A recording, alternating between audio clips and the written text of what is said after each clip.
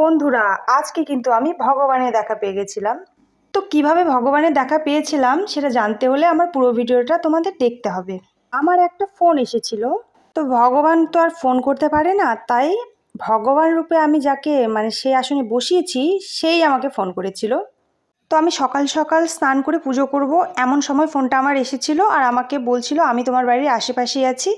হ্যাঁ বন্ধুরা, তো দেখো, ইনি হচ্ছে আমার ভগবান, যাকে আমি আমার ভগবানের আসনে বসিয়েছি। তো আমাকে এখন তোমরা বলতেই পারো যে নাইটি পরে হঠাৎ করে, তো আমি কিন্তু এমন হঠাৎ করে এসেছিল আমার বাড়িতে, আমাকে ফোন করেছিল যে আমি তোমার বাড়ির পাশেই আছি। আর এমন সময় আমি তাড়াহুড়োতে কিচ্ছু করতে পারিনি, যেরকম অবস্থায় ছিলাম সেরকম অবস্থাতেই তো পাটা ধুয়ে দিচ্ছিলাম।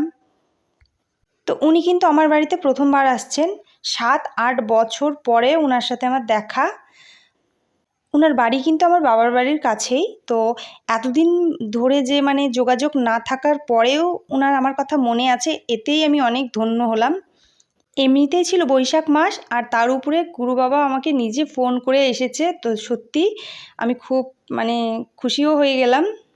উনি এত তাড়াতাড়ি ফোন করার পরে এসেছিলেন যে আমি কিছু নিয়ে আসতে পারিনি। আমার ঠাকুর ঘরে যা যা ছিল সেটুকুই আমি দিয়েছিলাম তাদের। উনি যেহেতু নিরামিষভোজী, তাই উনি কিন্তু আমার বাড়ির ঘরের ভেতরে যাননি, বাইরে থেকে খাওয়া দাওয়া করেছিল। তো যাই হোক, আমার তো খুব ভালো লাগলো যে ওনারা নিজে থেকে আমার বাড়িতে এসেছেন আমি নিমন্ত্রণ করার আগেই। সত্যি এত বছরে যে উনি আমার কথা মনে রেখেছেন, আমি কখনো ভাবিনি যে এইভাবে আসবে আমার কাছে। তো যাই হোক, উনাকে আমি ভগবান বলেছি কারণ হচ্ছে আমাদের হিন্দু শাস্ত্রে আছে যে গুরুদেব নাকি ভগবানের সমান। তো সেই কারণেই কিন্তু দেখো আমি বলেছি, তো আমি কিন্তু মিথ্যা বলিনি, ভগবানই বলেছি, ঠিকই বলেছি। তো উনি কিন্তু আমার বাড়িতে বেশিক্ষণ থাকেনি, খাওয়া দাওয়া করেই কিছুক্ষণ পরেই যাওয়ার জন্যে বেরিয়ে পড়েছিল। আর আমাকে উনি যাওয়ার আগে বলে গেছেন যে এর পরের বার আসলে আমার বাড়িতে অবশ্যই থাকবে। এবার হয়তো কোনো কারণে কোথাও হয়তো কোনো দরকার ছিল, সেই কারণে থাকতে পারেনি। আর যাওয়ার আগে উনি আর ওনার সাথে যে শিষ্য, উনিও আমার হচ্ছে ভগবানের সমানই, এত ভালো ভালো কথা বলছিল। সত্যি বন্ধুরা, আমার তো একদম পুরো মনটা শান্তি হয়ে যাচ্ছিল। আর আমার হাজব্যান্ড যেহেতু বাড়িতে ছিল না, তাই আমি ফোন করে আমার হাজব্যান্ডকে বলে দিয়েছিলাম।